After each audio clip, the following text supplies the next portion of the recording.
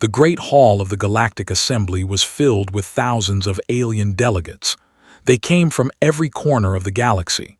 Some had scales, some had feathers, and some were made of pure light. But today they all agreed on one thing: the humans had to go. High Counselor stood at the center of the hall.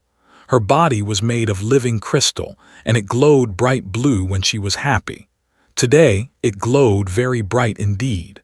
She raised her thin arms and the hall fell silent. "For 300 years we have allowed humans to live among us," she said. Her voice echoed through the massive chamber. "We gave them homes, we gave them jobs, we shared our technology with them. And how do they repay us?" She waved her hand and a hologram appeared. It showed human soldiers fighting in a war, human scientists building weapons, human ships exploring places they were told not to go. "They are dangerous," continued. "They breed too fast, they want too much, they never follow rules. Today, we vote to remove them from our space forever." The vote was quick. Every species raised their hand, tentacle, or energy field in agreement. Not a single voice spoke against it. On the other side of the galaxy, Captain Park watched the broadcast on a small screen. He sat in the captain's chair of his ship, the Soul Rising. It was an old cargo vessel, not built for war. Around him, his crew of 200 people stared at the screen in shock. "They actually did it," whispered Lieutenant. She was young, barely 30 years old, but she was the best pilot had ever seen. "They really expelled us." "We have 72 hours to leave assembly space," said Chief Engineer. He was reading the official order on his tablet. His hands were shaking. "If we stay longer, they will destroy our ships." The bridge erupted in angry voices. People shouted and cursed. Some cried. Let them express their feelings for a few minutes. Then he stood up. "Enough," he said. His voice was calm but firm. Everyone stopped talking. "We knew this might happen. We prepared for it." "With respect, sir," said Doctor, the ship's doctor, "we prepared for many things. We did not prepare for every human in the galaxy being thrown out at once." Nodded, she was right. There were millions of humans spread across assembly space. Scientists, workers, soldiers, families, all of them were now homeless. "How many ships do we have?" asked. Checked her console. 47 human vessels in this sector. Most are cargo ships like us. A few research vessels. 6 patrol boats with light weapons. Against how many assembly ships? Thousands, maybe tens of thousands. Slammed his fist on his console. "So we just run away, after everything we did for them. We built their cities, we cured their diseases, we fought their wars." "And they still fear us," said quietly. "They have always feared us. 300 years of service could not change that." He walked to the main window and looked out at the stars. Somewhere out there, the assembly fleet was gathering. Weapons were being charged. Orders were being given. If humans did not leave, they would be killed. "Send a message to all human ships," said. "Tell them to gather at these coordinates. We leave together." "Where are we going?" asked. Pulled up a star chart. Most of the galaxy was controlled by the assembly. But there were places at the edge, far from civilization, that no one wanted. Cold, dark systems with barely any resources. "Here," he said, pointing to a small dot. "It is 18 months away. No one lives there. No one will follow us."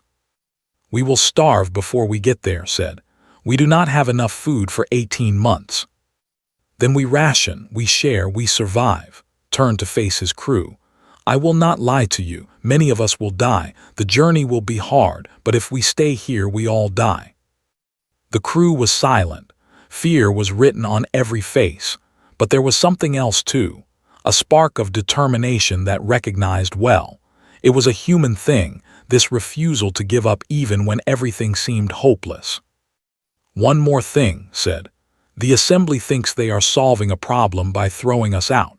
They think we will scatter, weaken, and disappear." He smiled, but there was no warmth in it. "They are wrong. In 300 years, we built their civilization for them. Imagine what we can build for ourselves.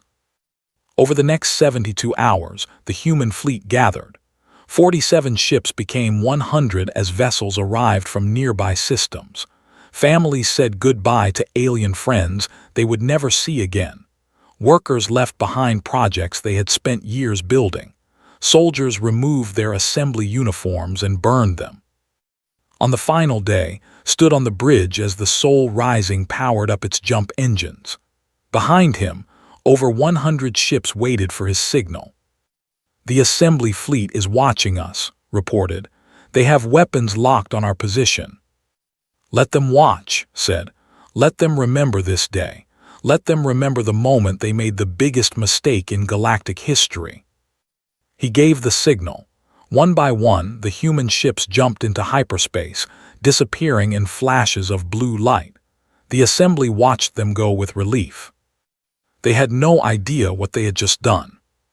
In the Great Hall, High Counselor celebrated with the other delegates. The human problem was solved. The galaxy was safe again. She was wrong. The galaxy had just become more dangerous than ever before, because the humans were not running away.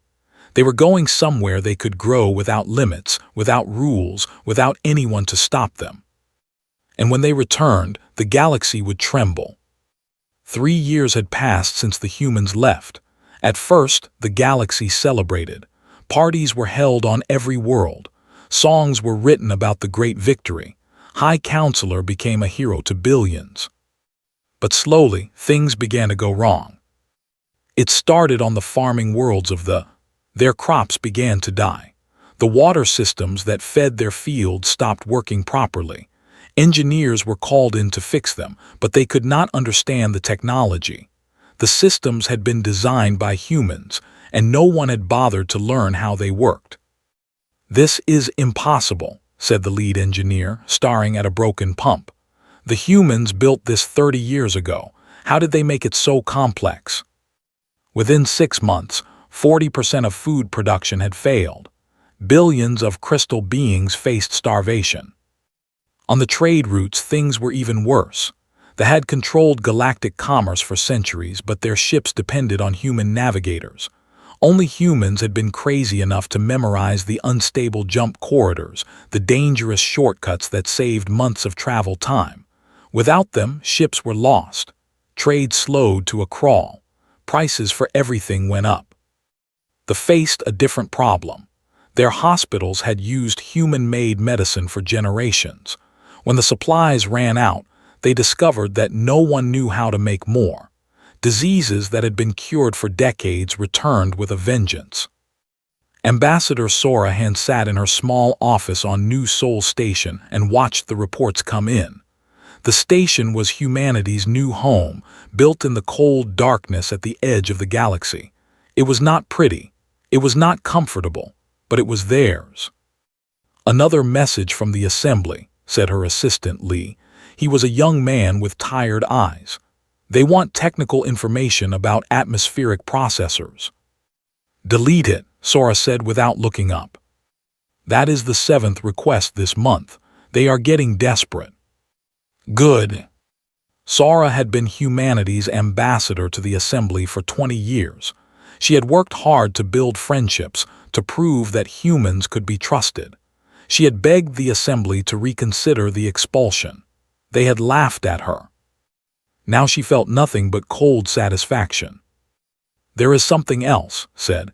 He seemed nervous. "Our long-range sensors have detected movement at the edge of assembly space. Something very large is approaching." Sora finally looked up from her work. "How large?" "Bigger than anything in the assembly fleet. Much bigger, and it is not responding to any communication." For the first time in 3 years, Sora smiled. On the assembly capital world, High Counselor called an emergency meeting. Her crystal body no longer glowed with happiness. Instead, it flickered with something close to panic. "The situation is critical," she told the delegates. "Our food supplies are failing. Our trade networks are collapsing. Our hospitals cannot treat basic diseases." "Perhaps we were too hasty in expelling the humans," said General of the The old reptile had opposed the expulsion from the beginning. No one had listened to him. "We will not discuss that," snapped. "The humans are gone. We must solve these problems ourselves." "How?" demanded. "We spent 300 years letting humans do the hard work. We forgot how to do it ourselves. We became lazy and dependent." The hall erupted in angry voices. Delegates accused each other of causing the crisis. Old grudges came to the surface. The unity that had expelled humanity was breaking apart. Far away on New Sol Station, Captain Park watched the chaos with grim satisfaction. The station had grown in 3 years. More ships had arrived, carrying humans who had escaped from assembly space. The population had swelled to over 2 million. "They are destroying themselves," observed Commander. She had been promoted after the journey to their new home. "We do not even need to do anything." "That was always the plan," said. "We did not just build their technology. We made sure only we could maintain it. Every system, every machine, every medicine had a human fingerprint that only we could read." "You planned this from the beginning." Shook his head. "Not me, my grandfather and his grandfather before him. For 10 generations we prepared for this day. We knew they would eventually turn on us. Humans have always been treated as outsiders, as threats, as problems to be solved. We learned to make ourselves necessary, and then we learned to make our departure costly." Was quiet for a moment. "That is brilliant and terrifying." "It is survival," said simply. Back on the assembly capital, the unknown object had come closer. Long-range images showed something that made even the bravest warriors feel cold fear. It was a ship, but it looked alive. Its surface moved and pulsed like skin. It was the size of a small moon, and it was heading directly for populated space. "What is it?" whispered. "We do not know," said her military advisor. "But it is not responding to any communication, and it just destroyed a patrol ship that tried to approach it." "Destroyed how?"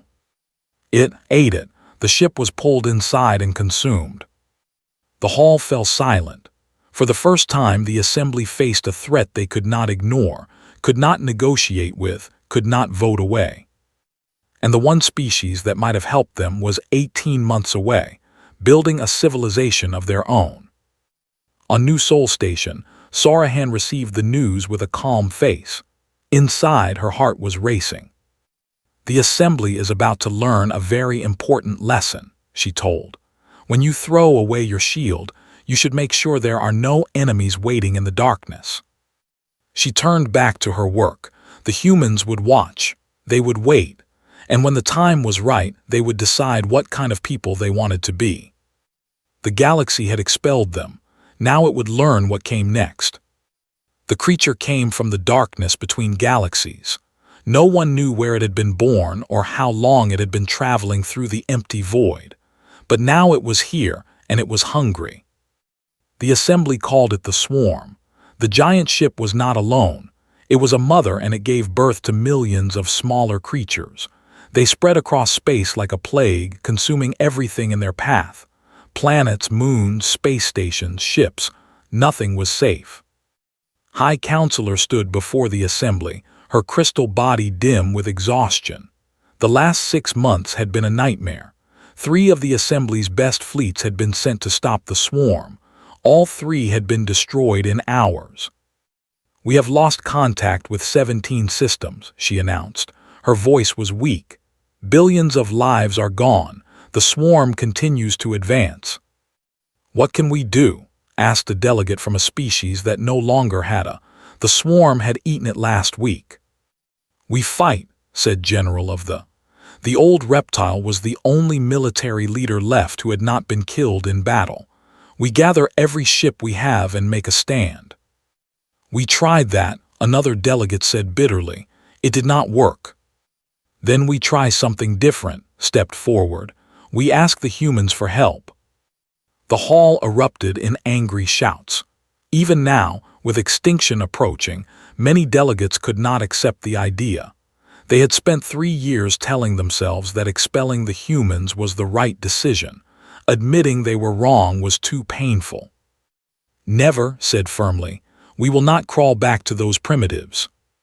"Those primitives held the corridor for 6 months against an enemy fleet 10 times their size," replied. "Those primitives developed the quantum shields that protect this very station. Without them, we have no chance. We will find another way." But there was no other way. Week after week, system after system fell to the swarm. Refugee ships filled every safe zone. Entire species disappeared forever. The galaxy was dying. On New Sol Station, the humans watched in silence. Captain Park stood in the war room, surrounded by his commanders. Admiral Myra commanded the Second Fleet from her carrier. The captain led the special operations teams. Doctor had spent the last 2 years developing weapons specifically designed to fight organic enemies like the swarm. "The swarm will reach the Assembly's core systems in 6 weeks, said, pointing at a holographic map. "After that, nothing will stop it from spreading across the entire galaxy." "Including our space," added quietly. "Yes, including our space." The room was silent. Everyone understood what this meant. The swarm did not care about politics. It did not care who had expelled whom. It would eat everything, human and alien alike. "They have not asked for our help," Admiral said. Her voice was cold. "After everything they did to us, they still have not asked." "Their pride will not let them," replied. "They would rather die than admit they need us." "Then let them die." It was Captain who spoke. He was a hard man who had lost his family during the expulsion. His wife and children had been on a transport ship that was destroyed by an assembly patrol for being too slow to leave. "They killed my family," he continued. "They took everything from me. Now they face destruction and you want me to save them." Understood his pain. Many humans felt the same way. The assembly had caused so much suffering. Why should humanity risk their lives to help them? "I am not asking you to save the assembly," said slowly. "The politicians, the leaders, the ones who voted for our expulsion, they can face the consequences of their choices." He pulled up images on the holographic display. Refugee camps filled with alien children, hospitals overflowing with wounded, ordinary people running from a horror they could not fight. But what about them? What about the workers who built our homes, the doctors who treated our sick, the teachers who educated our children? They did not vote for our expulsion. Many of them protested against it. Looked away. The anger on his face was still there, but something else was appearing, something that looked like doubt. "We have a choice," continued. "We can become what they accused us of being. Selfish, dangerous, caring only about our own survival, or we can become something better, something they never expected." "And what is that?" Admiral asked. "Protectors, leaders, the species that saves the galaxy not because we have to, but because it is the right thing to do." Doctor stepped forward. "I have developed weapons that can kill the swarm, biological agents that target their organic structure. If we deploy them correctly, we can destroy the mothership and scatter the smaller creatures." "How many ships would we need?" asked. "All of them, every ship we have, and even then it would be dangerous. Many of us would die." The room fell silent again. 300 ships against a creature the size of a moon. It sounded like suicide. But humans had done impossible things before. "I will not order anyone to fight," said finally. "This must be a choice. Every captain, every crew member must decide for themselves. If we go as volunteers." He looked around the room at the faces of his commanders. Some were angry, some were afraid, but none of them looked away. "You have 24 hours to decide." Dismissed. As the commanders filed out, stayed behind. "You know they will all volunteer," she said. "Yes." "Why?" Walked to the window and looked out at the stars. Somewhere out there, billions of beings were dying. Some of them had cheered when humanity was expelled. Some of them had celebrated in the streets. but most of them were just ordinary people trying to survive, just like humans. "Because that is who we are," said softly. "We cannot change what they did to us, but we can choose what we do next." The next morning, every human ship volunteered for the mission. The message arrived on a cold Tuesday morning. Ambassador Sarahan read it 3 times, enjoying every word. It was written in the formal language of the assembly, full of polite phrases and careful words, but the meaning was clear. "We were wrong, please save us." "What should I tell them?" asked Lee, her assistant. Sara leaned back in her chair. For 3 years she had waited for this moment. She had imagined it many times. In her dreams, she had always responded with anger. She had written cruel letters that listed every wrong the assembly had done. She had refused to help and watched them burn. But now that the moment was here, she felt only tired. "Tell them we are considering their request," she said, "and tell them that Captain Park wishes to speak with High Counselor directly." The conversation happened 3 hours later. Park sat in his office on New Seoul Station while the hologram flickered before him. The crystal being looked different from 3 years ago. Her glow was weak and unstable. She looked like someone who had not slept in months. "Captain Park," she said. Her voice was stiff with pride that she could not quite hide. "Thank you for agreeing to speak with me." "High Counselor's voice was calm. "You requested assistance." "Yes, the situation has become difficult. The swarm has proven to be a greater threat than we anticipated." "You mean your fleets were destroyed, and you have no way to stop it?" His crystal body flickered with embarrassment. "That is an accurate summary." "And now you want humans to fight and die for a galaxy that expelled us." "We are prepared to offer significant compensation. Territory, resources, full membership in the assembly with voting rights." "We do not want any of that," interrupted. Looked confused. "Then what do you want?" "Nothing. We do not want anything from you." "I do not understand. If you do not want compensation, why would you help us?" Was quiet for a moment. He thought about his grandfather, who had been expelled from his home on Earth's moon when he was a child. He thought about his mother, who had died working in an assembly factory under terrible conditions. He thought about all the humans who had suffered because the galaxy feared them.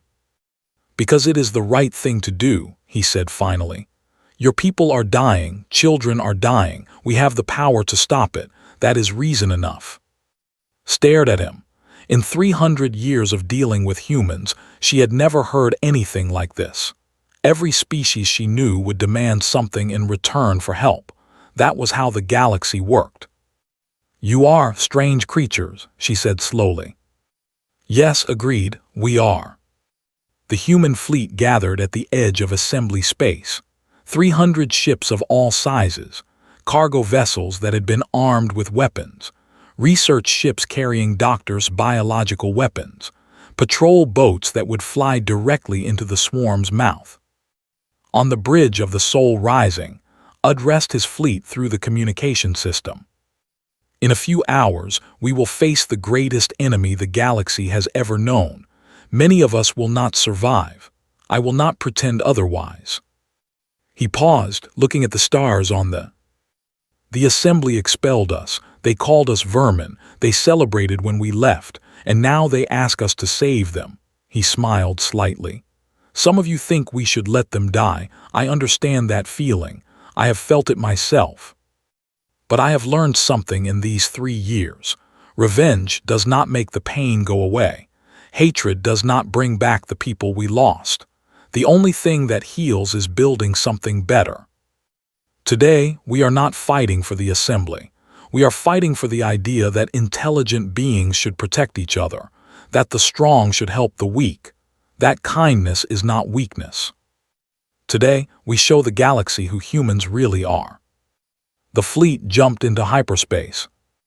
They emerged near Prime, where the swarm had gathered for its next attack.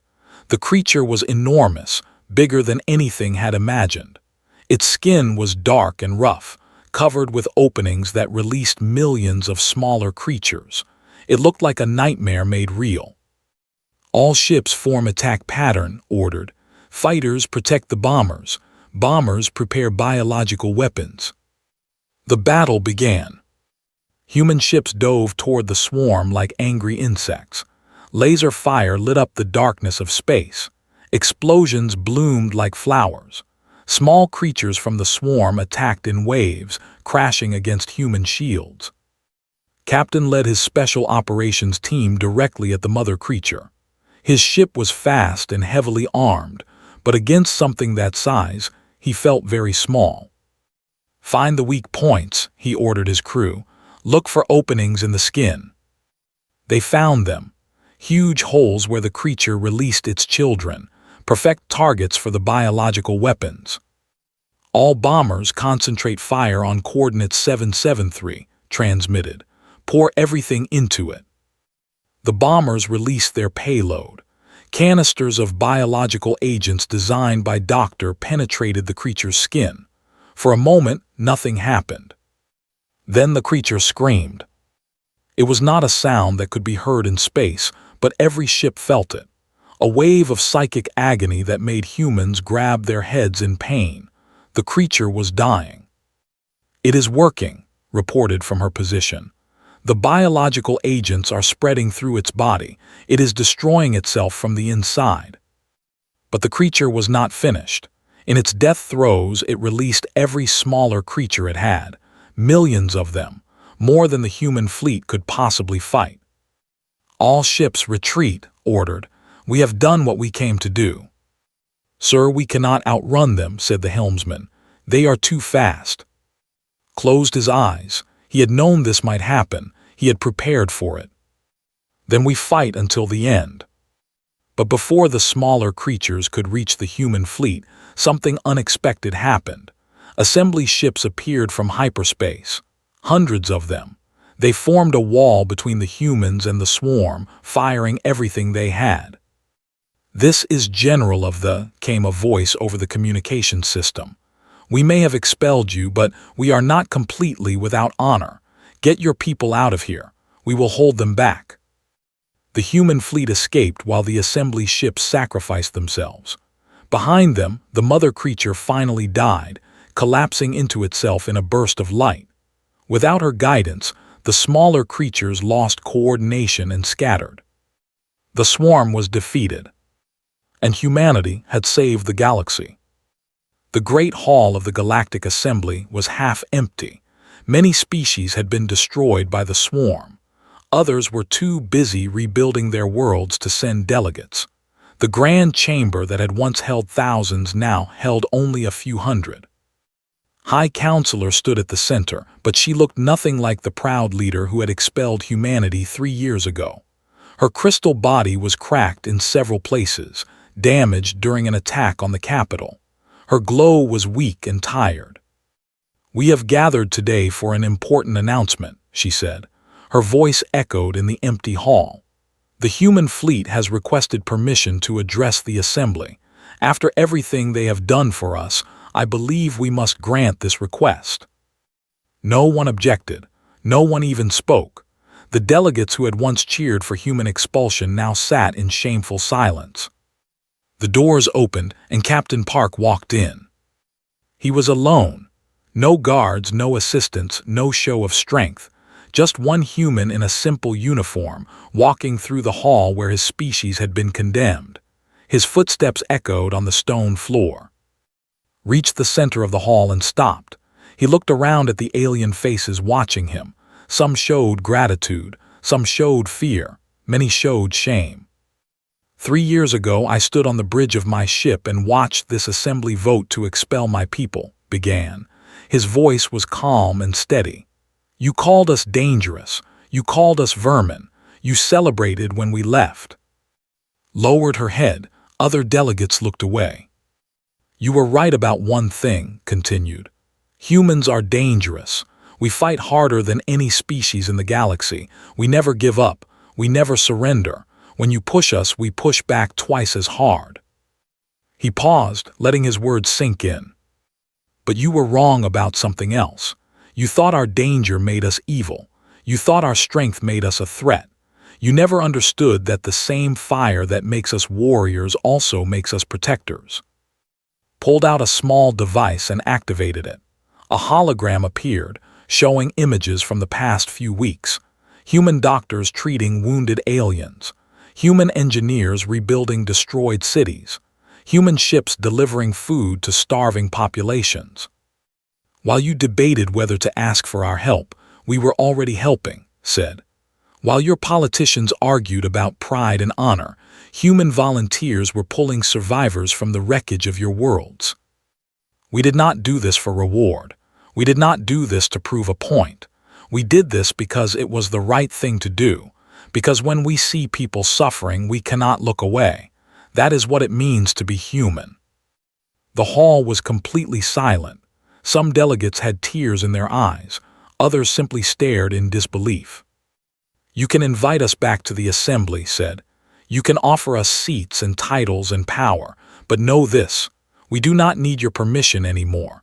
We do not need your approval. We built a new home in the darkness, and we built it well. He straightened his back and looked directly at. The age of the assembly is over. You proved that you cannot protect this galaxy. You proved that you cannot even protect yourselves. A new age is beginning, and humanity will lead it. Not through conquest, not through force, but through example. Any species that wants our help will receive it. Any species that wants to join us will be welcomed. We will build something better than the assembly ever was. Turned and began walking toward the door. Wait, called out, what about us? What about the assembly? Stopped but did not turn around. The assembly can join us or fade away. That is your choice. But either way, the galaxy is changing, and nothing you do can stop it. He walked out of the hall without looking back. 1 year later, New Sol Station had become the capital of something new. The Human Coalition, they called it. 20 species had already joined, including the who had been the first to ask. More were coming every day. Commander found on the observation deck, watching ships arrive from across the galaxy. Cargo vessels, passenger transports, diplomatic missions. The station that had once been a desperate refuge was now the center of galactic civilization. The delegation arrived today, reported. They want to discuss membership. Especially. She resigned as High Counselor last month. Says she wants to spend her remaining years making amends for what she did. Nodded slowly. He did not feel satisfaction or revenge. He just felt tired. And the assembly? Falling apart. Without the major species, they have nothing left. Most delegates have already joined us. The rest will follow. Through the window, watched a human medical ship docking. It was returning from a relief mission to a world that had been devastated by the swarm. The people on that world had once cheered for human expulsion. Now they owed their survival to human doctors and human generosity. Do you remember what you said before the battle? Asked. About showing the galaxy who we really are. I remember. I think we did it. Shook his head. No, we just started. Building is harder than fighting. Leading is harder than winning. The real work begins now. Do you ever regret it, saving them after everything they did? Was quiet for a long moment. He thought about the humans who had died in the battle, good people who had sacrificed everything for a galaxy that had rejected them. Their names were carved on a memorial in the center of the station. He visited it every day. No, he said finally. I do not regret it. Hatred is easy. Revenge is easy, but building something better, that takes strength, real strength. He turned to face. Despite everything, despite the pain and loss and suffering, there was hope in his eyes. The assembly threw us out because they feared what we might become. They were right to fear us, but not for the reason they thought. They feared we would destroy them. Instead, we saved them. They feared we would conquer them. Instead, we offered them friendship. They feared our strength, but our true strength was never in our weapons. He looked back at the stars. at the ships arriving from every corner of the galaxy, at the future being built before his eyes. Our strength is in our hearts, in our refusal to become what others expect us to be, in our ability to choose kindness when cruelty would be easier. That is what it means to be human. That is what the galaxy is finally learning. Outside the window, a new dawn was breaking across the stars. The age of fear was ending. The age of humanity was just beginning. And this time, nothing would stop them.